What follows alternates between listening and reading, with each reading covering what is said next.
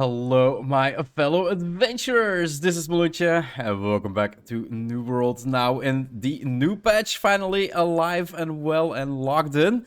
Of course, so it's time to take a quick look at how it actually kind of looks in-game before we continue our quest line in Great Cleave, of course, so we can get our hands on those weapon quests. So the gypsum kiln now should actually... Yeah, look at that. So we got 4 emerald gypsum, and we only used to be able to craft 1. Now we can basically just use a slider and craft all 4 of them at the same time, which is really nice. And then let's continue. Gypsum. So ruby gypsum only have 2. So can craft 2. And if I should get more ruby gypsums as I do more OPR today, which we're also going to take a look at, of course, I can actually craft up more of them. And then got 11 diamond gypsums left. So that means I can craft 3 of these as well. Yeah, this is definitely a really good change. Simply because of the fact with the new... umbral system. Yeah, umbral system. Basically, if you get your gypsum caches at 600 and you open them, there's a chance that there will be like umbral shards in them. So now it still says cooldown 22 hours and you can only craft 1. So yeah, I definitely want to craft them up later today, but as it still has a cooldown, it doesn't really matter if I do it right now or later on. But yeah, no more requirements, no more timer on the craft of the different orbs, meaning if you collected a lot of orbs, you can basically just open every cache every day if you want to. Second change we want to look at is of course, the Marauder's Armory, the shop. So now in the shop we should be able to, yeah, there it is, the Emerine Tuning Orb. And it seems you can buy...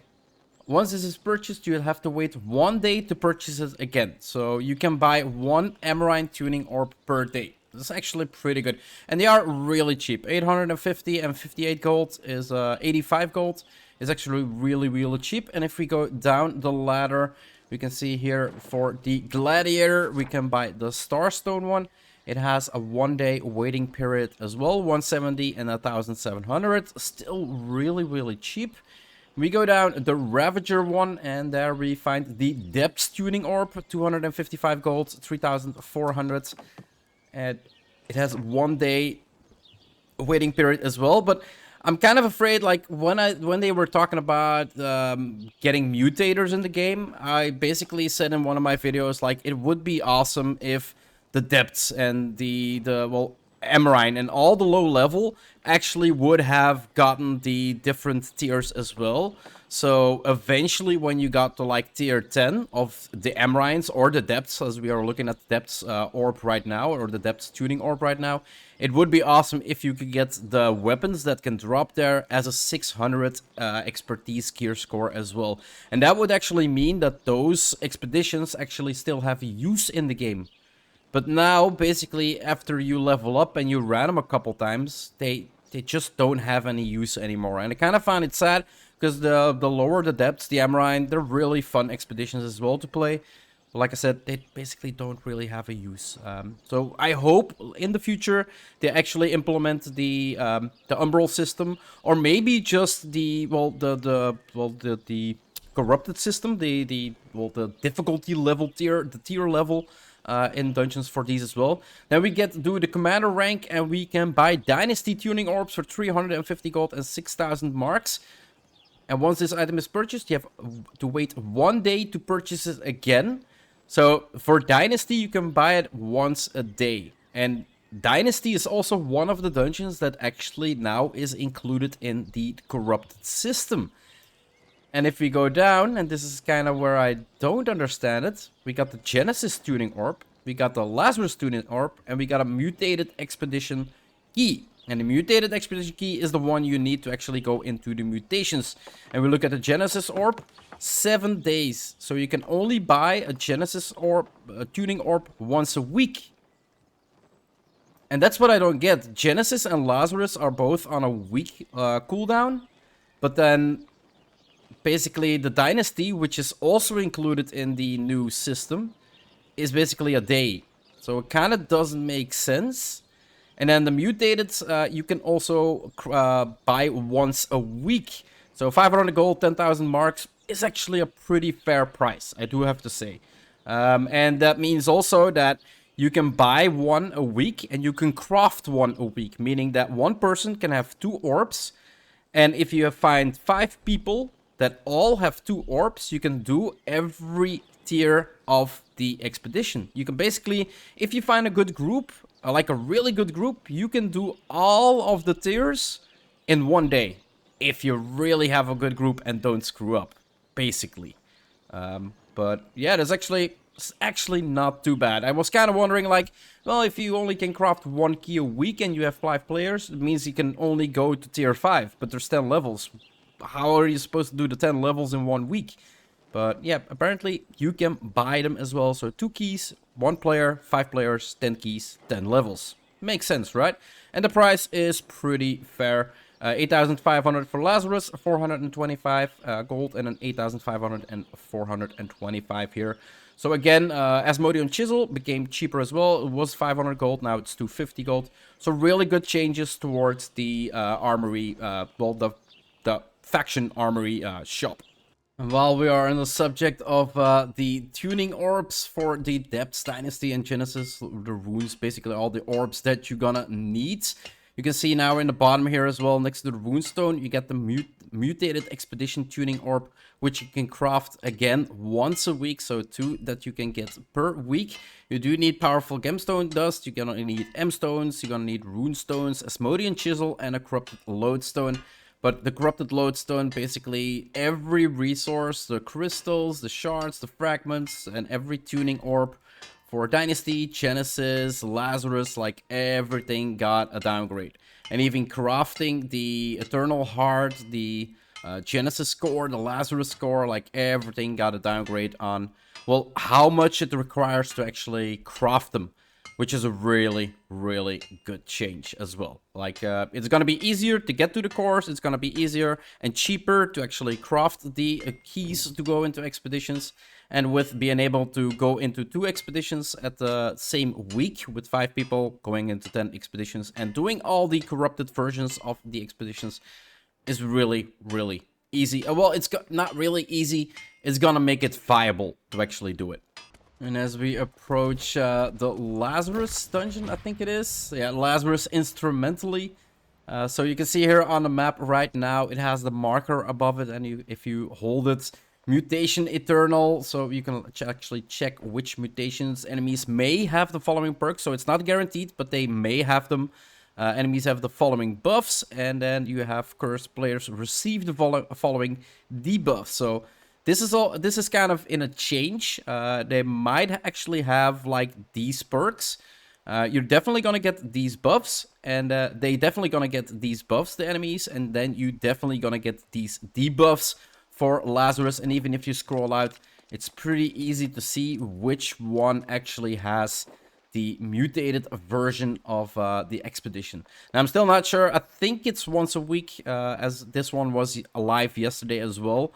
And if it was daily change, then basically something else would have been here. And then, yeah, they also included a new way, well, a faster way to actually get to the expeditions. They actually got spirit shrines all over the map next to the expedition. So we got one over here. And if we go towards the Garden of Genesis, we got an uncharted landmark over here. So I definitely still need to unlock it. There should be, yeah, there's one over here as well. And then here, there should be one as well next to it. So every expedition right now, except for the Dynasty. Like, the Dynasty is still, it is still close by. They did change the layout of the Dynasty a little bit, as you can see right now. Like, this entire area, you used to be able to place your camps here. If you would go for an elite chest run in Imperial Palace.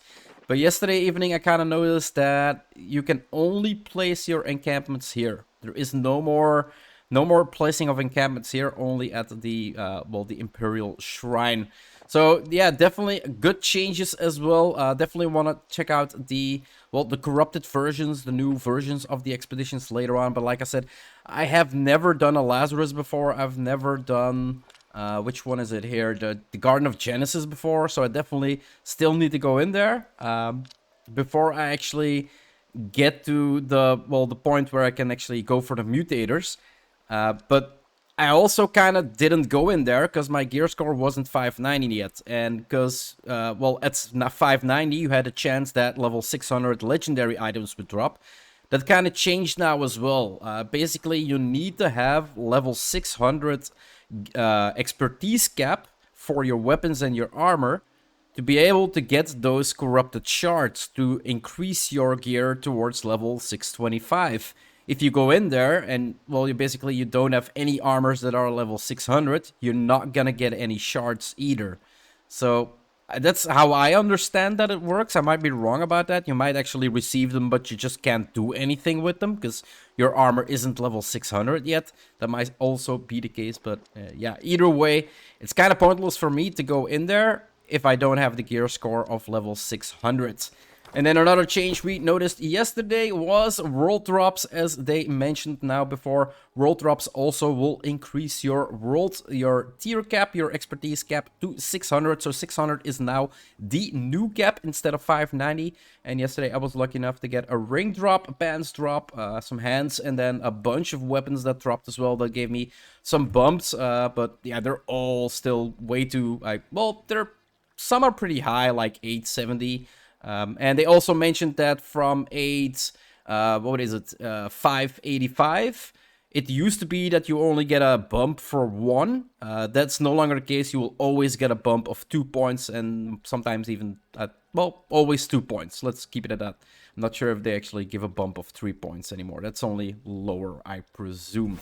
So yeah, that's for the expeditions. And then, well, the last thing we have to look out for, and that was actually a big surprise for me as well, is how do the new gates look into Outpost Rush. So yeah, I'm in queue right now for Outpost Rush, so I'm gonna need to wait a little bit before I can actually enter. While we wait, we might actually do some gypsum casting. So yeah, I kind of did everything that I wanted to do. So Void Gauntlets 571, definitely not there yet. And yeah, one of the changes was also if you have a gear that drops from open world or from a cache that you open, it basically will say on that piece of gear, like, this is the piece of gear that increased your expertise cap. As you can see here, expertise increased. So next one, we got some uncommon ring, 592, perfect. We got some juniper berries and coins out of, oh yeah, right, from the pouches. More juniper cooking juniper berries. Okay, some more coins. 60 coins, 50 coins. It's actually not too bad, actually. And what do we get here? 592. 592.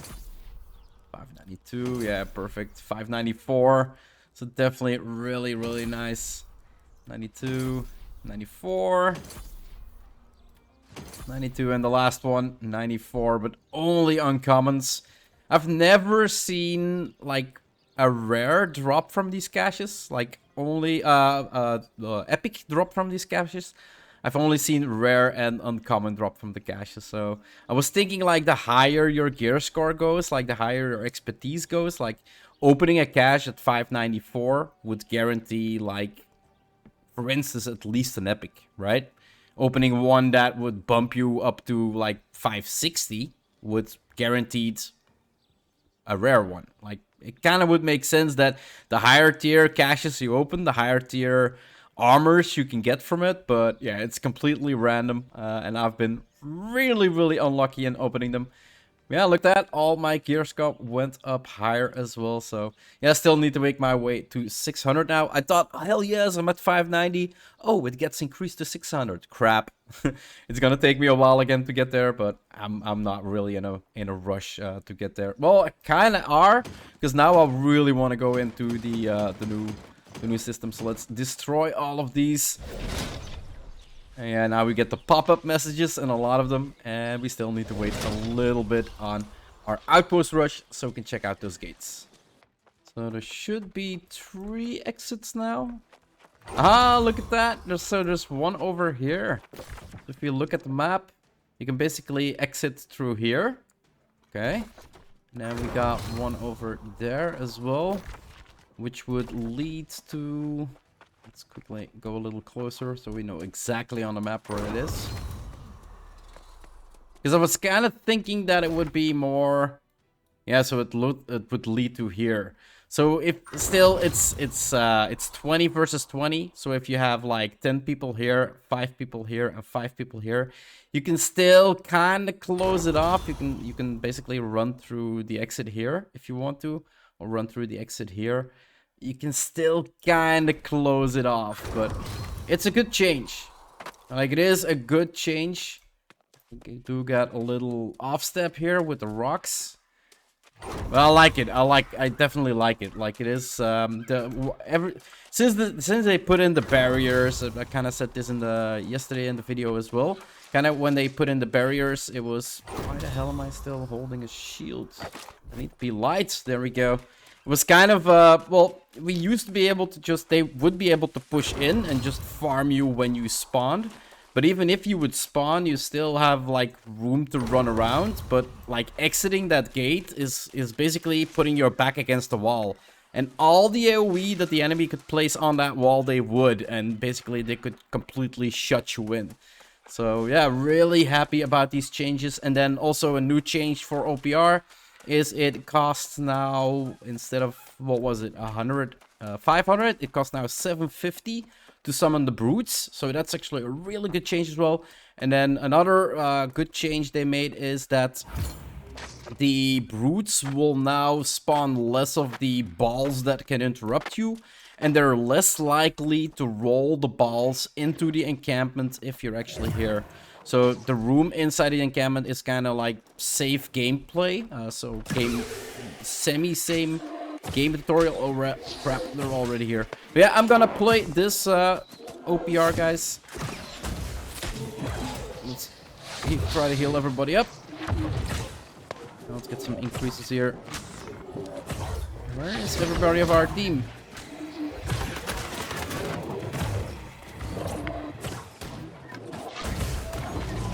Where the hell are they? Yo! I'm dead, I'm dead, I'm dead. I'm dead, yeah. Weapon swapping is still... I pressed the button to go to my life staff to actually press my heal, but it just didn't work. So weapon swapping, they did mention it in the dev talk that they did before the patch was released. It's kind of a thing they're working on. So let's keep it at that and see how it advances later on. How much how's the team looking? Because that is still an issue as well. So we got 12 players versus 17. So yeah, that's still an issue as well. Sometimes you just load in like 11 versus 17. I've even met a round where it was like, what, 11 versus 20? Yeah, 12-17, lol. So yeah, you basically get overrun. And by the time that the reinforcements spawn in, like new players actually join OPR that is busy, you basically already lost. So sometimes you just can't help it. I hope they work in that as well quickly, but for now it is what it is. And I'm just gonna try to get my 600 points that I need to get my gypsum, because that's the minimum requirements you would actually need to get the gypsum. No, that's a wrong spell, because I have nobody in my team that's actually in need of HP. Now they can dude, use a heal potion or something. And I do have to say it, with every new patch comes new bugs. It's a matter of life. You have a script, you have a stable script, or a sort of a stable script, let's just be honest. If you're gonna implement other code onto that script, it is a possibility that some parts of that script are not gonna interact properly anymore. And the bug that I noticed yesterday was basically your crafting, benches, I guess you could say, the smelter in this case, it doesn't recognize the items that are in your storage anymore. It says we got 0 flux, 0 iron, and 0 charcoal. But if we go look at my chest, it should be here, and we can actually go check. I got flux, but it's not recognizing that I have flux. And it also says storage is full. So my storage is not full yet. It's almost full, but it's not full yet. So there is definitely a bug that came with this patch. And basically this is the bug I found. It might be possible that there are other bugs. but it doesn't recognize the crafting tools, not one of them. So I tried them all yesterday, not the wood working, not the leather working, the tanner, like nothing works, nothing recognizes the resources you have in stock. Like, I've got a lot of silver in here, I've got some steel ingots, I got some iron bars, well, I should be able to craft up like almost every tier of smeltery. So basically what you need to do is gather everything in your inventory, and then just go to the place you want to farm. It's a kind of a roundabout way. Sadly that it doesn't work, but yeah, now you can see it actually works. And if I go up, you're gonna see as well, it still doesn't recognize that I have flux or charcoal in my inventory. So you definitely, it's the only way you can craft, well, that I can craft. I'm not sure if I'm the only one with this bug, but I kind of have to include it in this video, right? I'm talking about all the nice stuff that is coming to the game, but there are some problems with this patch as well, and I do have to include them. There we go, guys. All the changes that we could look into, well, that came new to the game, the ones that I could find, and even a bug that I could find. With everything good comes something bad. One cannot exist without the other, right? Yin yang, all that, true-la-la. But yeah, kind of, this was actually the episode I wanted to release yesterday because I couldn't log in. I was like, I need an episode for today. So at least let's take a look into the patch notes. It was the first time I ever did it for New World, like a general look into the patch notes. It was actually not too bad, but yeah, I kind of wanted to do it this way. This way it's more visual that what actually happened and how it actually looks into the game. For tomorrow, I am gonna release an episode that I recorded like pre-patch, like 2 days ago.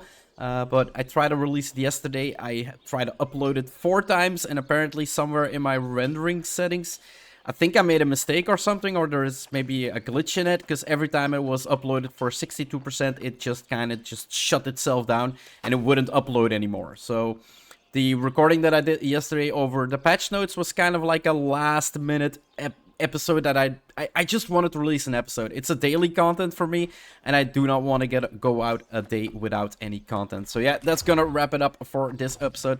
Let's sit our ass down like we always do. If you want to see more of my Let's Play here in New World, or my Let's Play or my quest progression, I'm losing my words, holy crap. Just hit that subscribe button, it would always help out a lot. I do hope you enjoyed this episode, and like I said, the episode of tomorrow is gonna be a recording I did like 2 or 3 days ago, and it's gonna be some quests that I did in Great Cleave to work towards, or weapon quests that are still locked. Anyway, guys, see you in the next one. Bye-bye.